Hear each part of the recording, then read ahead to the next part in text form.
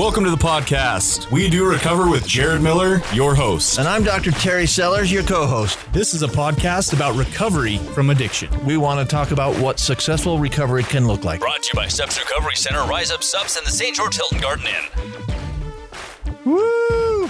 Welcome, everybody, to episode 155. Today is November 22nd, 2024. If you were like, what was going on in the world, November 22nd, 2004, you 2024. might... Thank you. You said 2004. It's okay. That's why I have you on here, Doc. That's what I do. Got to keep me straight, Yep. keep me on the rails. Yep. Good luck. Full-time job. You may have remembered the Jake Paul Mike Tyson fight. Oh, that was That was last weekend. That was epic and laughable. Did you watch it? I watched Mike Tyson's butt walk away from the from the camera. Yeah, I did. Oh man, what did you watch it, Donovan?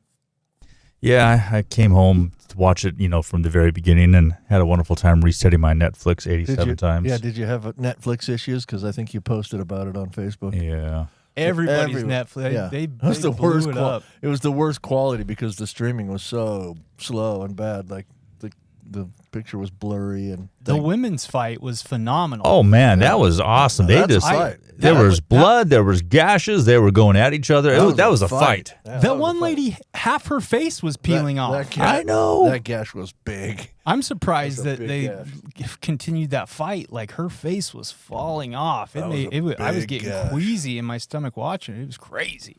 Yeah, I'm not sure who won that fight.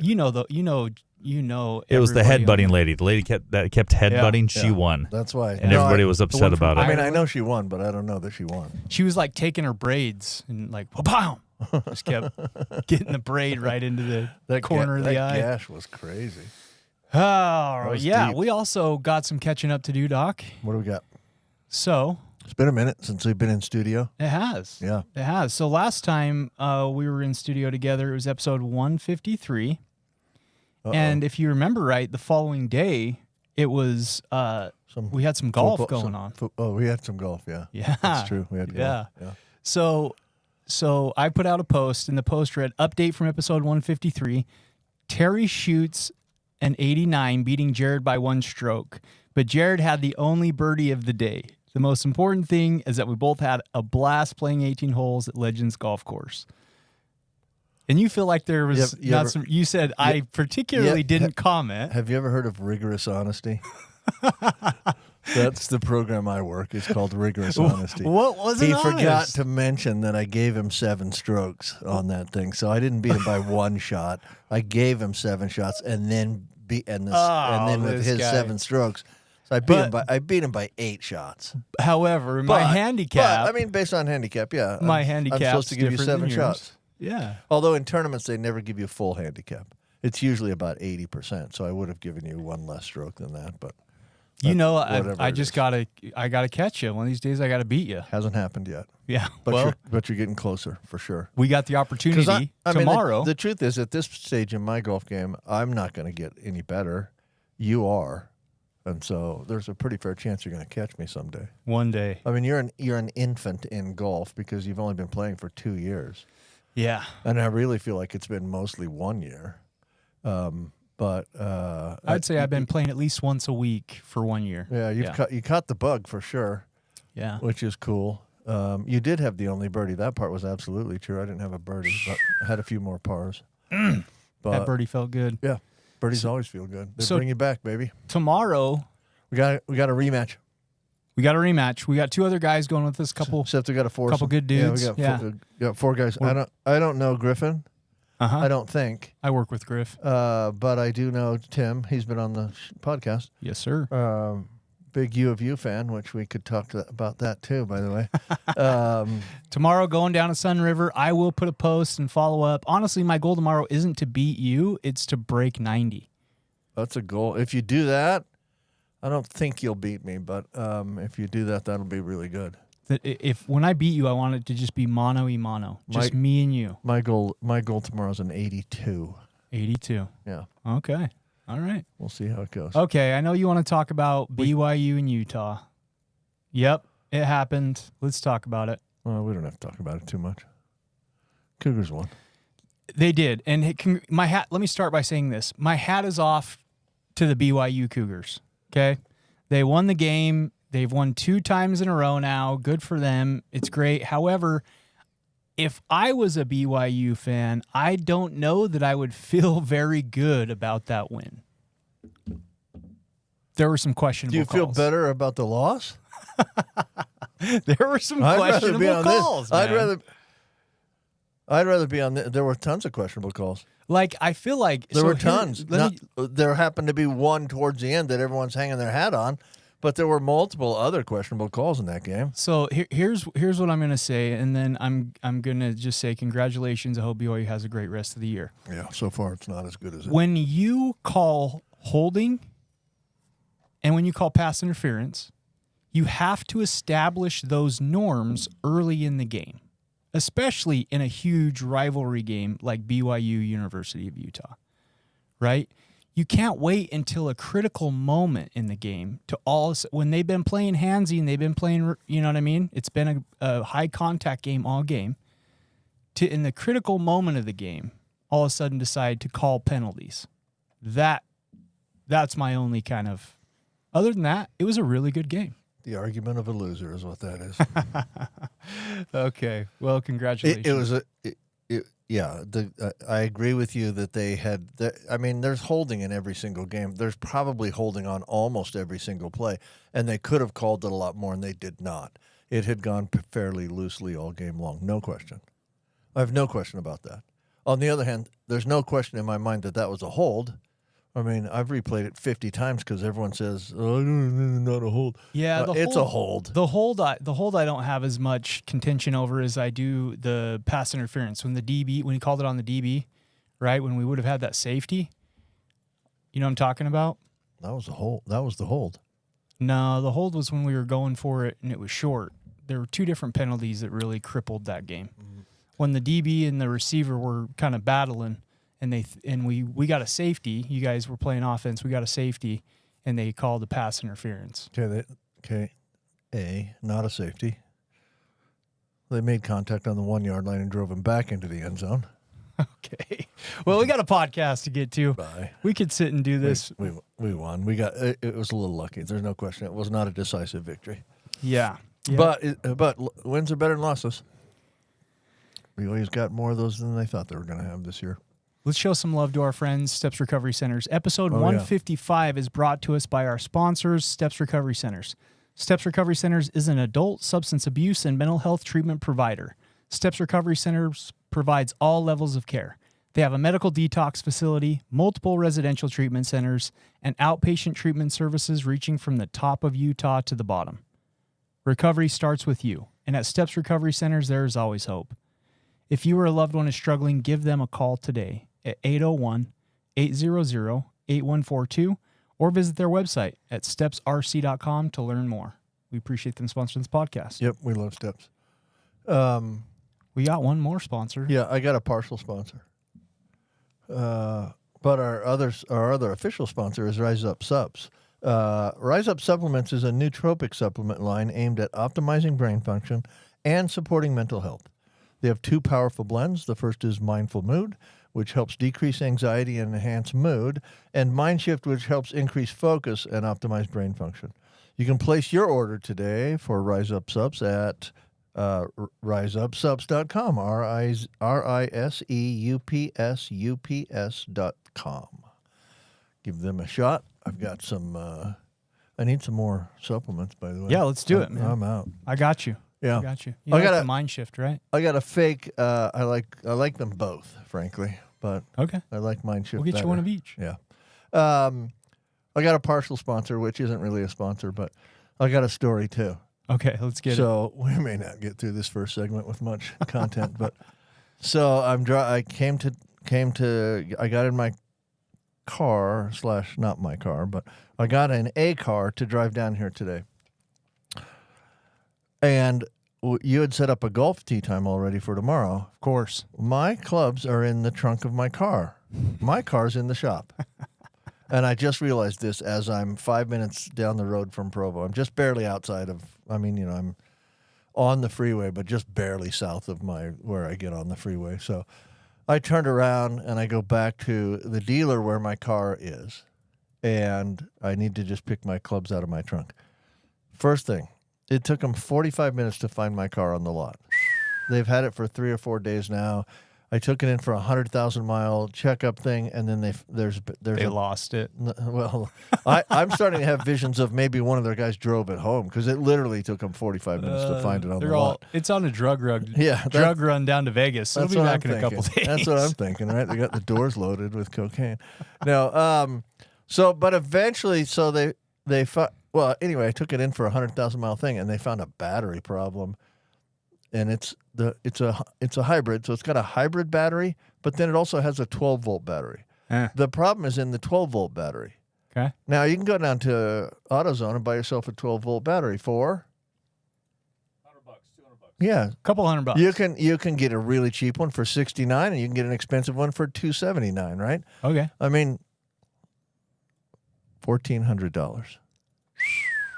Has to be a Hyundai battery. Of course. It has to be able to take an instant charge from the hybrid battery. So it's probably a little different than just a normal 12-volt battery. But anyway, So $1,400. are you backhand sponsoring I'm Hyundai? in. No, that's not who I'm sponsoring at all. So I'm in. I'm going to wind up paying $6,200 for all of this stuff that they're doing to my car, and that car's 2 years old. It's unbelievable. But so they find the car on the lot. Okay. I go to get my clubs out of the trunk. Well, they've Yay. taken the battery out. There's no power. You can't open the trunk without power. There's no on this car. There's no place where you insert a key and turn it, and the trunk pops open. Yeah. What you have to do is you have to push the button. There's a button on the trunk that's an electric button, or a button on the key fob that's an electric button. And without any power to the car, they couldn't get in the trunk.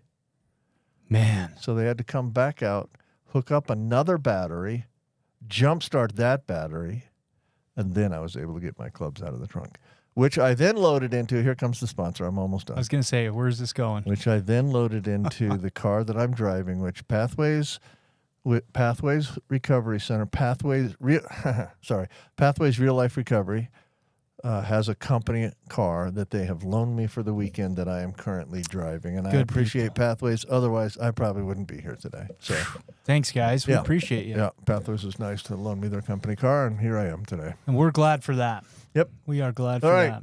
So today we're gonna do a little discussion. tackle a little bit of a topic. I like doing these little discussions. So I found one from CBC News in the health section. It came out November 10th of 2024. Wait, I think there's one more letter. CBC News? Is it CBC? It's CBC. Okay, maybe it's just CBC. The title was Forcing People into Drug Treatment is on the Political Agenda. Here's what the evidence says. So, Okay, before you go any further, I want to tell our listeners CBC is out of Canada. Canada, eh? So it's a no, we're not doing Canadian Donovan. accents, eh? You got that ready to go, eh? You know, I spent part of my summer in Canada. Yes, you did. I remember. Do I sound like a local? They would beat you with a maple leaf. They absolutely would. They would use them as a hockey puck. Oh, that is such a triggering image right there. I apologize to our viewers who are seeing it online, but that is the article, so you'll know if you found it. Yeah. I'm just going to read this little description here. A toxic drug crisis has claimed more than 30,000 lives in Canada in the past 4 years. The notion of forcing people into addiction treatment is gaining political traction, although the evidence on its effectiveness is unclear.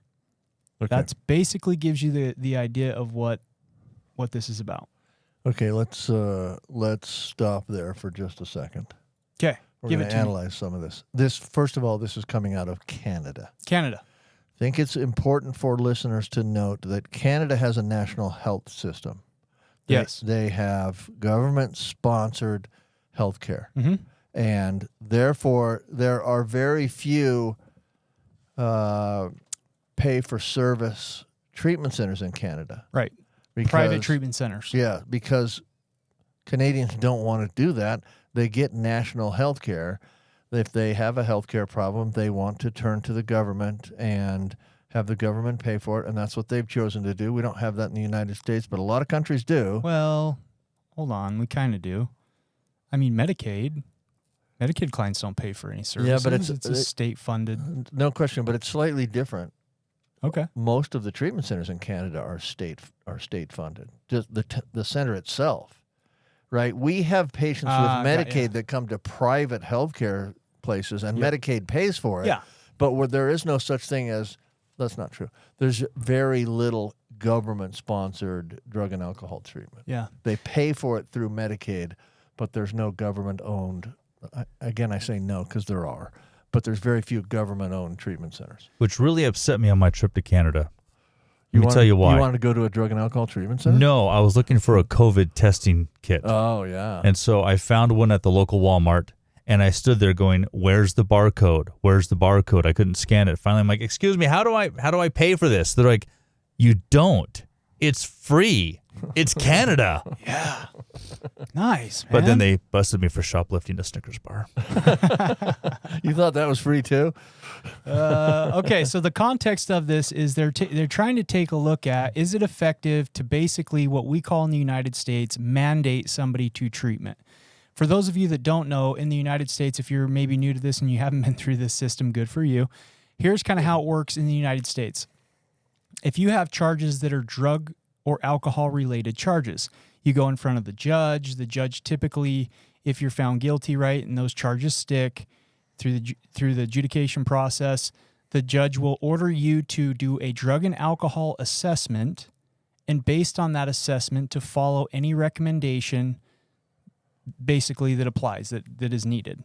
So in a way, we do kind of mandate people in the United States because, I mean, you can't get picked up for heroin and go in and try to convince somebody you don't have a heroin problem. I mean, you could, but right?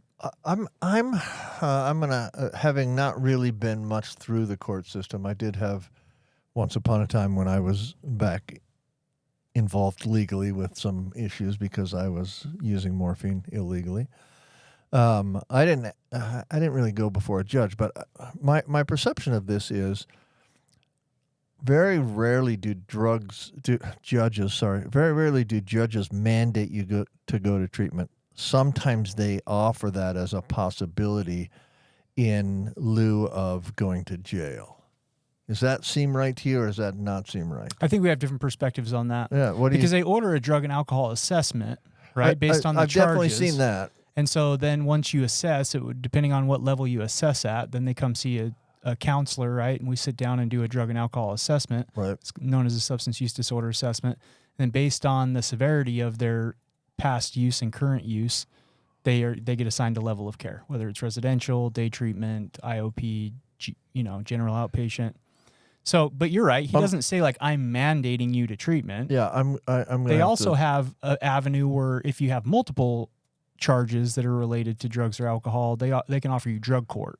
Right. Which you could always tell them no, pound sand, and they would say, okay, we're going to send you to going Utah. to jail. Right. We're going to send you to prison, basically. Right. You're going to jail. You're going to prison. Whichever. Yeah. Right. No question. Okay. Should we dive into this article? Yeah, I want to point out two more things, though. Okay. Still, I want to stay on Canada for just a second. I just want to point out differences so that we know. Oh, Canada. No, it's Go ahead. Canada. Our home. Yeah, they and appreciate. faithful land. They really appreciate when you do that. Yeah, I love it. It's like listening to other countries sing the Star Spangled Banner. Let's do that. Get it, sellers. Okay, so Canada's different, and here's a couple of reasons why.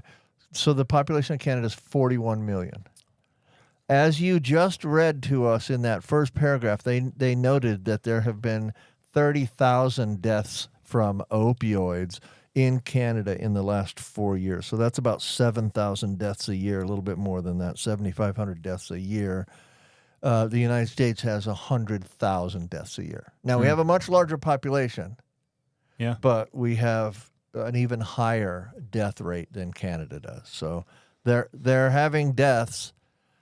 And if you do the math, they have 41 million people and 7,500 deaths, and we have 350 million people and 100,000 deaths. We just have a slightly higher death rate than they do, but it's not dramatically higher. It's still, One death still is that. too many, man. Well, there's the For point. sure. Well, there's the point. Okay, I'm going to jump into this thing. As a toxic drug crisis continues to claim thousands of lives each year, fueling perceptions that existing measures are failing, the notion of involuntary treatment is gaining political traction.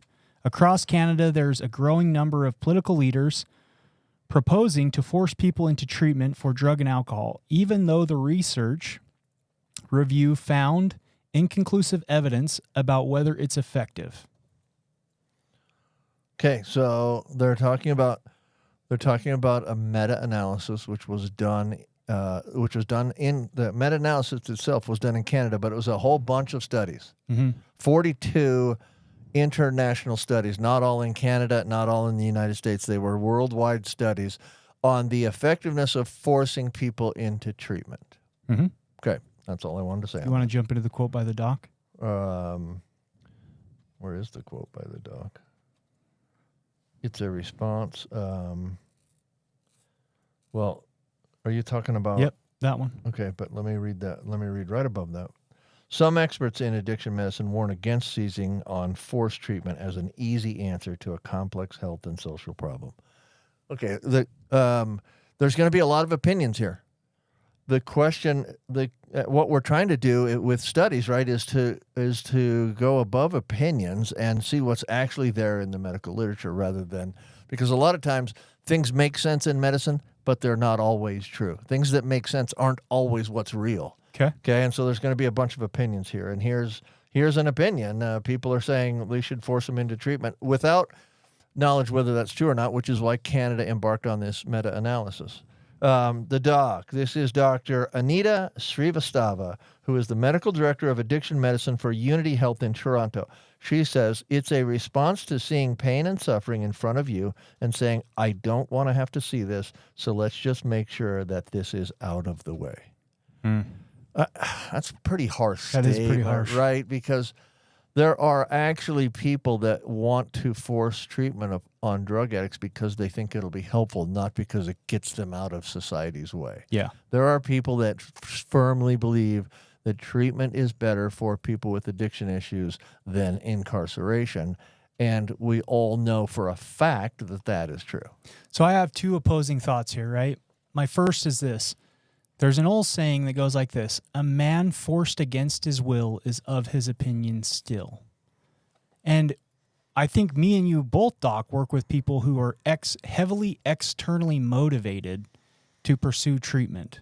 Those individuals are typically harder. They're a harder population, a harder client. So that's one thought. Just briefly define externally motivated for people. So just like I described, right? They're out doing their thing, ripping and running. You know, they get either possession charges or charges that are related to drugs and alcohol. Could be theft, could be DUI, whatever. They go in front of a judge. A judge says, you know, you need a substance abuse evaluation, or maybe it's their third or fourth time, and the judge basically says, I'm going to give you an option. You can either go to treatment, which most of their defense attorneys argue for, or you're looking at a prison sentence, which is like what happened to me. So external motivation really is any motivation that is anything other than I want to change, I need help. Yes. Yeah, you're right. Right. So anything that even your spouse or significant other saying you got to go to treatment, that's external motivation. So that's the one thought. The other thought is this. Okay. The other thought is, as I sit back and I think about all the guests that we've had on this podcast, I think I could count on one hand, maybe two, that were like, yeah, I decided. A lot of them, there was, you know, I got a pair of pretty bracelets by the county PD, right, and that led me to treatment. Yeah. I would say most of our guests who are, I would hope, in recovery today, in this moment, have had some type of external influence on getting them into treatment services. I would say both of our hosts. Me and you. Yeah. Listen, it wasn't my choice to go to treatment. Wasn't mine either. I kind of went kicking and screaming. Yeah. I'm too important to go to treatment. So that's what I thought at the time. For sure. That's a common thought. I was a busy obstetrician and I couldn't afford to be gone from my practice for that long. And the other part to this article, which we're going to get to here in the second half, is does Canada have, because of the way that they do insurance, like you were talking about, or healthcare, do they have the resources to be able to even implement this thing? Yeah, so two quick, we're about out of time, but two quick stats. About 7% of the population suffers from substance abuse. but only about 5 to 10% of those people actually get help. So if you're starting to force people into treatment now, you're going to raise those numbers. And is there enough facilities? Yeah, we're going to get to all that when we come back from this short little mention from our sponsors, Steps Recovery Centers.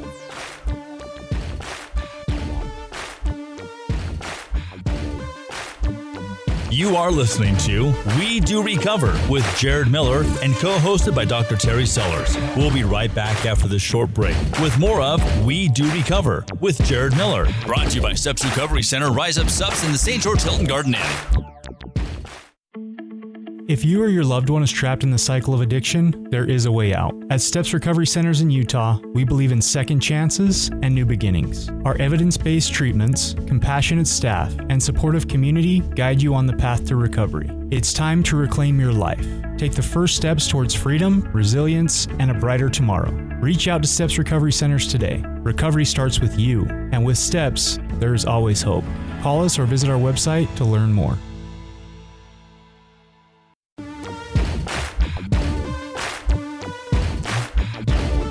We welcome you back to We Do Recover with Jared Miller, co-hosted by Dr. Terry Sellers. Brought to you by Steps Recovery Center, Rise Up Subs in the St. George Hilton Garden Inn.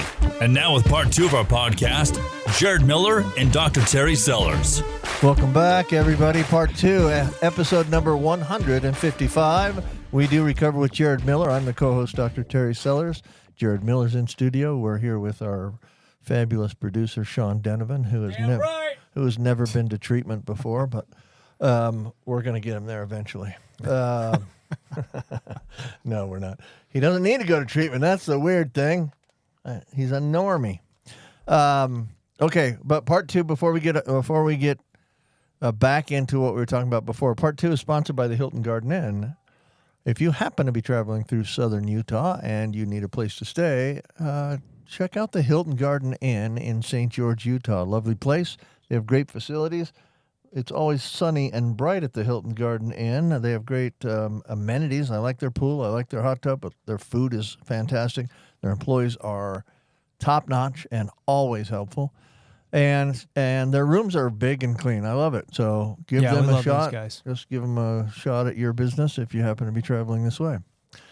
All right. Let's move on. Let's dive back into this article. So I have a thought. Oh, yeah. I have a thought while you guys were talking about this. So the article is mandatory rehabilitation. Yeah. Is that what it is? Yeah, basically. Isn't that what prison is? Yeah. Well, prison, no. Wouldn't that be considered the same thing? So Well, the except- state forcing an individual into a program to change, whether it's their behavior through prison or through addiction through rehab. Yeah, I don't think it's too crazy of a question, Sean, honestly. And also, like with other mental health, we're going to get into this in this article, like if somebody is deemed a danger to themselves or to others, they can get referred into a psych ward. A psych ward, Yep. right? So it's not too far. You can refer them into a locked psych ward that they cannot leave. Now, the conditions are extremely different, right? Like prison would definitely be a different environment than the treatment centers that we both work for. Sure. Absolutely. Yeah, no question. But I was thinking the same Principle. Yeah. Yep. It's sort of the same principle. I mean, Yeah. it's not way off base. Yeah. Except, I mean, Basically, the difference is going to prison for addiction. you're just going to become a better addict. Right. The prison doesn't help people with substance abuse issues. Treatment helps people with substance abuse issues. Prison is for people that are a danger to society and to get them off the streets. And maybe even a danger to themselves. Is prison to remove the person from society or to rehabilitate them or to punish them until they're ready to re-enter society? Yeah. Now we're getting into some weird philosophical chat. The answer to all that is yes, yes, and yes. Yeah. Except it's also no, no, and no. But yeah, I mean, the concept of, I think the prison people would tell you their concept is to rehabilitate people. But for people with substance abuse issues, just putting them in prison isn't helpful at all. But if you had a similar situation where you're removing this person from society and putting them in a position where they can receive rehabilitation, again, going on that same principle as prison, not putting them in prison, but as a similar parallel program. It's And I think- it's kind of the same idea. You're putting them in a situation where they can take some time to kind of work on themselves and slowly. There's less of a Be worked chance back for them to into harm society. themselves, less of a chance for them to harm others, and an opportunity to change. Yeah, I think the difference It's a broad is stroke. I realize that. So the difference is in an incarceration facility, you're not going to get the psychological care, the social integration, the spiritual components that you would get going into a treatment program. Sure. But yeah, I can see where you're going with that for sure. All right. Well, let's get into a little bit more in the article. So again, Canada, because of this, there have been recent politicians that have kind of been pushing, hey, let's see if we can force people into treatment, right? And because of that, Canada embarked on this meta-analysis. And there was a task force that was created by the Canadian Society of Addiction Medicine, and that's who did the meta-analysis. They reviewed worldwide research into the effectiveness of involuntary treatment. And they looked at 42 studies from around the globe and published that report in 2023 in the Canadian Journal of Addiction. Which I want to look that up. Yeah, On a different for sure. different day. Yeah, of the 22 studies, it found that compared involuntary to voluntary treatments, 10 reported negative outcomes from involuntary treatments, 5 found no significant differences, and 7 found improvements mainly in retention in treatment. Only one of those 7 found a post-treatment reduction in substance use, and that was not sustained long-term. So, in essence, with what their conclusion was is there's just not enough research to make any conclusion at all as to whether involuntarily putting people into treatment is helpful for the people or even society. So I have a thought on that. Yeah. We've compared addiction to like diabetes before, right? Sure. Not type 1, but type 2, where it's because of like lack of exercise and some dietary choices, right? Right. So, But you can also compare it to type 1 in ways. okay. But anyway. So here's my thought is just because, and I would like to look at the research that they did, that meta-analysis, and really take a look at what were the variables that they were looking for. Because one of the variables that you can't really collect data on is how many seeds are being planted. One of the things, even with people who are in opposition or resistant to change, is this idea that hopefully at some point in the future, they can look back on the period of time that they were in treatment for and go, you know what? Life was easier then. Mm-hmm. I had a roof over my head. I had a way to get food. I had a place to go. I had some friends. Maybe, just maybe, this recovery or sobriety thing's for me. In other words, how many of those people had seeds planted that maybe later down the road would develop? That was just my thought. Well, one of the things we do know from literature is that the average person that achieves and maintains long-term sobriety has had 3 treatment episodes. That's the average. Yeah. Doesn't mean there's not people that get it after 1 treatment episode. There are. There's a lot of Robert Downey Jr.'s out there. Yeah, me. I'm not Robert Downey Jr., but I got it after 1 treatment episode. Well, Robert Downey Jr. had like 24. Oh, or yeah, something. sorry. That's not me. The other end of the I spectrum. forgot he went to treatment that many times. But there are people that have. I mean, I've treated a guy that's been to 17. Yeah. But I've treated some other people that went to 1. Right. Me and you But both. the people that, if the average is 3, that would seem to indicate to me that the first episode isn't always successful and is frankly very rarely successful, and yet maybe there are some seeds planted in those first episodes. The right? other thing that I would kind of bring up or bring to light is, let's say somebody in those metadata analysis was in treatment for 6 months, start to finish, or 9 months, year, whatever you want to say. Right. Even if they go back out, even if they relapse, for those 6, 9, or 12 months that they were in services, they were a healthier human being. Right. They got medical care. Right. They got their quality of life for that time, no doubtably was better. Right. Right. And so, like, you can't take away that for that period of time, maybe they remended some relationships with family members. Maybe they were able to see their kids again. Maybe, some things that were important to people other than just them. Sure, and then in future episodes they can build on that. Yeah. Right? In future treatment episodes, they can build on those skills they learned in the first one that they didn't always apply as well. Yeah. Well, here's the... Okay, let's get it. Let me just hit you with it. Here is exactly what the conclusions of the study were, and this is a really quick quote. There is a lack of high-quality evidence to support or refute involuntary treatment for substance use disorders, the report concluded. More research is needed to inform health policy. So there's not enough research. A lot of people think it's a great idea. Some people think it's not a great idea. But basically, nobody knows if it's a great idea or not. There's not enough research to show that for sure. Yeah. Well, the reason this came up is in the most recent election, there were a number of people in Canada that a number of people running for office in Canada that had floated the idea of forcing people with substance abuse issues into treatment. Right. That's kind of like what they spun on their election because, it's I'm sure a sensitive topic with that many deaths. Yeah, there was a mayor in in Brampton, Ontario, that was calling for the provincial government to launch a pilot project that would allow for involuntary treatment of drug addiction in his community. Now, here's the problem. In Canada, the criminal code, courts cannot force anyone into drug treatment. But it can, in certain cases, offer it as an alternative to a sentence in custody with the threat of jail time if the person fails to complete treatment. Yeah. So judges can't force people into treatment yet in Canada. But they can give them an option. So they'd have to change laws if they decided this was the idea. They'd have to change some laws before they could ever do it. Yeah.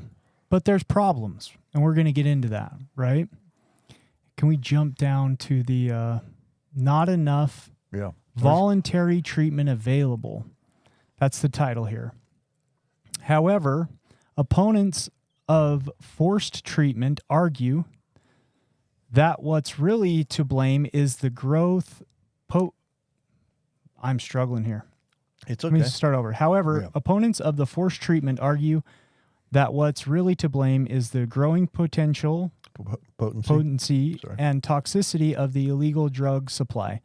The drugs have become stronger, more addictive, and deadlier than those when heroin dominated the street market. That wasn't where I wanted to go. So that's all right. But remember, we have talked about this on this podcast.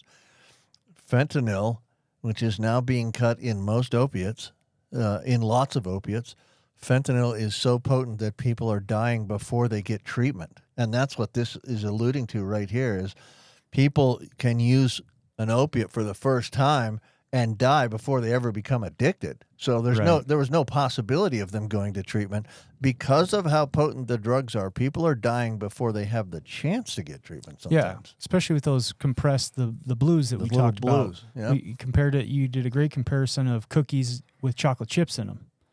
Yeah. I'm a little lost in all this policy stuff. Do we want to go where Dr. Katie Borman? Sure. Go ahead. Okay.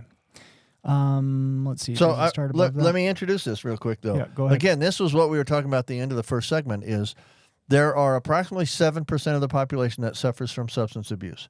There are less than 10% of those, a single-digit percentage of those who get help. So 7% of the population is a very large number, but a very small number of that 7% receives help. Now, if you start forcing people into treatment, the percentage of people that suffer from substance abuse is not going to change, but the percentage of people who get help is definitely going to change. And one of the problems, again, this comes from the problem that we're talking about being in Canada. One of the problems is there is not much of a private drug and alcohol treatment industry in Canada because there's government. Right, it's all socialized medicine. And so if they start putting more and more people into treatment, it's the government that's going to have to build treatment centers in Canada. It's not just private people that can make money off of it, and that's the driving force for a lot of people in treatment, owning treatment centers, is to make money. And we can talk about that another time, but there's no problem with owning a business where you make money. That's what every business does, right? And we can argue about the greed of some people. That's not a subject for today. The point is, because you can make some money at it, there is a driving force to build more treatment centers in the United States. There's not that driving force in Canada. Yeah. So the few treatment centers they have, if they want to force more people into treatment, the government's going to have to pony up a bunch of money to build a bunch more treatment. Let's jump back into this. Okay. Dan Werb, Executive Director of the Century on Drug Policy Evaluation at St. Michael's Hospital in Toronto, says that those who advocate for forced treatment assume that the fault lies with the person who is addicted. The scientific evidence to support involuntary treatment as an effective approach just simply isn't there, he said in an interview. Werb was the lead author of the 2015 review of research into the effectiveness of the compulsory drug treatment published in the International Journal of Drug Policy. Of the 9 studies reviewed at the time... Wait, hold on before you go on. Pay attention to this, the numbers. Pay attention to these numbers. Okay, 9 studies. Of the 9 studies reviewed at that time, only 2 showed that compulsory treatment had a positive impact on criminal reoffending and drug use. Okay. Now remember, that was a 2015 review that he published. Mm-hmm. He's a Canadian, and it was published in the International Journal of Drug Policy. There were only 9 studies, and only 2 showed positive effects. But that's 2. It's 2.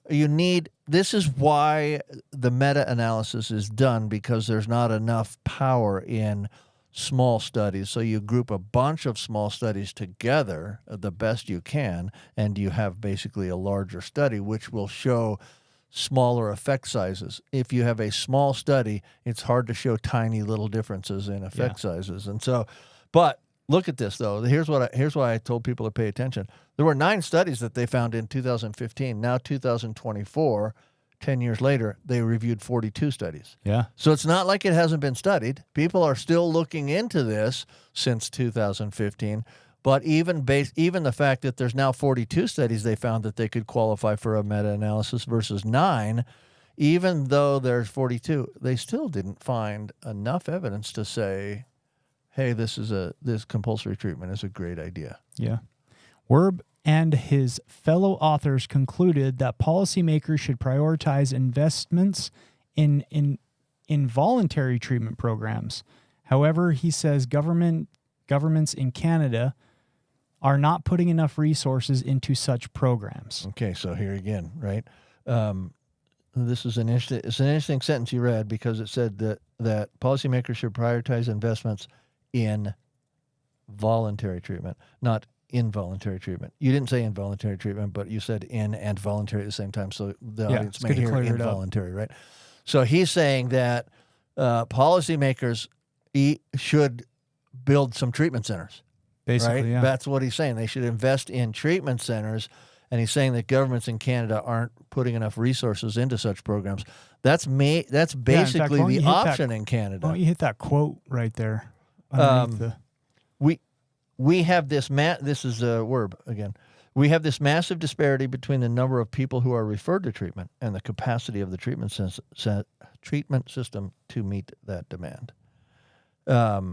So in other words, they're talking about making it involuntary, right, to appease what they started the article off by saying is people that don't want to see it in the streets and don't want to see, what goes along with drug use, homelessness, crimes, all that stuff. To appease those people, they're talking about it, and yet the reality is they don't even have enough resources to help the individuals who would take advantage of voluntary. Right. Absolutely. Yeah. So you start making people go, now you got to put a bunch of massive infrastructure into place in Canada, which has no real market for private investment firms building treatment centers. So we got about 7 government. minutes here left. If the rest of you want to read the article, and Doc, if you want to jump back into it, that's okay too. But I just kind of want to get so we've introduced the topic, right? The topic is like internal versus external motivation.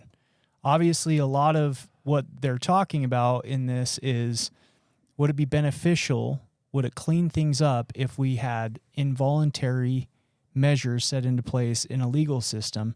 What are your thoughts on that, Doc? Yeah, well, I don't know. And I think that's the main point that I'm getting out of this article is nobody knows. There is no evidence to say that forcing people with substance abuse issues into treatment works. There's no evidence that says it doesn't. Yeah. But more study is needed for sure, and this is always the answer when you don't find an answer is we need more study on it, right? So if we're not sure about forcing people into treatment, we need to force people into treatment to see if forcing people into treatment is worth forcing people into treatment. That's basically, in the same words over and over, exactly what I said. So Yeah, I think you're right. I mean, I think we got to... Here's my thought. This seems like it's pushing a button with you, Donovan. Let's get your thoughts on it. Oh, I don't know. It's, well, I mean, I mentioned the whole prison thing, and, you're talking about the survey. They're like, well, hey, they need to do more research, which is fine. But, it sounds like the way to do the research is, I kind of half jokingly said, yeah, you have to force people into rehab to find out if forcing people into rehab works. Yeah. And if it does, then you go, great. And then you have the numbers and you have the research to back it. And then you implement it as part of your criminal and rehab of society system. But then if it doesn't work, you go, oh, well, at least we didn't give a bunch of people syphilis. Yeah. Either way. This is way. Mr. Donovan's commentary on past programs that forced people to do things. Either way, so the alternative is what? They go to prison and the taxpayers have to pay for them to be in prison because they've committed crimes? Well, so it sounds like the taxpayers would pay either way. They would pay for them to be in prison in Canada, if they were a criminal, or the taxpayers would pay for them to get drug rehab. Right. So, but wait, which one benefits society most is what you're asking. But, and if you had a family member, which would you prefer they do? Right. But I will argue against that point. If they have 42 studies on involuntary treatment, then somebody's doing involuntary treatment already. So you don't have to necessarily force more people into treatment. You have to study more heavily the places that are forcing people into treatment because they're already out there. So it's not that we have to change any policies. We have to study more the places where they're forcing people into treatment. For example, Alberta. So in Canada, no, not Alberta. Well, While you're looking at that, Alberta. let me just kind of let me say this. I think ideally, what we're starting to see, I'm a fan of. If somebody is arrested, right, because of a substance use disorder involved crime, whether it's possession or whatever, typically you're starting to see them right at the point of the arrest give them the option, hey, I can either take you to jail or I can take you to a deferment or a crisis center, right? The paperwork still gets filed with the court, so it's still kind of held over their head. Right. But people are having the option to volunteer, within their control, be able to go to an aversion center or a crisis center and get help that way instead of just going straight into incarceration through the justice system and then being mandated or have to do a substance abuse evaluation. Sure. I like that model. Sure. Because then they have some kind of buy-in. the other thing to be careful of is obviously the slippery slope argument. Where it's like, well, how many programs do you start implementing as a government to help your society? I mean, does everybody who gets picked up for prostitution gets thrown into a program for sex addiction? So I get what you're saying. Give you a brief answer to some of that. Alberta has recently put a bunch of funding into building more treatment centers. Ontario has not done that yet. Wait times for getting into treatment in Ontario, which has not put the infrastructure in place, 16 days for an assessment on average, and another 72 days for admission. you have to wait almost 3 months to get admitted. How many people die in that a period of time? Yeah. Like, you're going to lose some people. But Alberta now, who has recently, since 2019, they've added 7,700 detox spaces and more than 2,700 residential treatment and recovery beds, which is an increase of 55%. Alberta now has dropped their wait times from between 20 and 37 days instead of 72 days in Ontario. So there's more building that needs to be done in the infrastructure in Canada. Yeah. You could probably say the same in the United States. Yeah, yeah, and to Sean's point, I'll respond to that. Great question, right? I think what you're seeing with the amount of people dying from fentanyl, I would argue it's a little bit higher priority to address, right? In other words, prostitution, somebody's not going to have sex and die in a higher percentage rate than they would using fentanyl. And I think that's really the big drive here is fentanyl it's people aren't having second and third chances. They're dying by the hundreds of thousands. Yep. You know what I mean? All right. We're about out of time. So lively discussion. Yeah. Yeah. But I like it. A lot of stuff. Basically, they don't know. Yeah. But they don't know if involuntary mandatory treatment works or not. But we need to keep studying it. I hope we have some listeners in Canada that hear this and give us your guys' thoughts. Reach out to us. Send me some maple syrup. Yes, and do that too. It's been fun, Doc. Good day, mate. Oh, I thought I was in Australia. I say. Everybody have a good Thanksgiving. Thank you for joining us today on We Do Recover with Jared Miller. Help us spread our message of hope. Like, comment, and share. If you have any topics or ideas for future shows, please share that on our Facebook page. That Facebook page is We Do Recover with Jared Miller. If you or a loved one needs help, please reach out to us. Again, thank you for listening. Brought to you by Subs Recovery Center, Rise Up Subs, and the St. George Hilton Garden Inn. The views and opinions expressed on this podcast do not reflect those of its sponsors. This has been a production from a podcast studio.